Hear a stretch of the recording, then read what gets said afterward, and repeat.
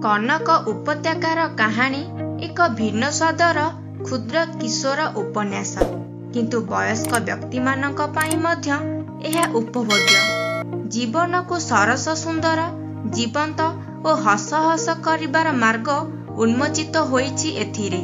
ईर्षा, लोभ और अज्ञानता मनिषर शत्रु एवं संग्राम और संघर्ष जीवन को करे सुंदर और उपभोग्य। अन्य प्रति स्नेह, श्रद्धा और भल पाइबार मानसिकता ही मनीष को करे प्राणवंत। सूर्य केवल आलोकर उत्स नुहे, ज्ञानर मध्य उत्स।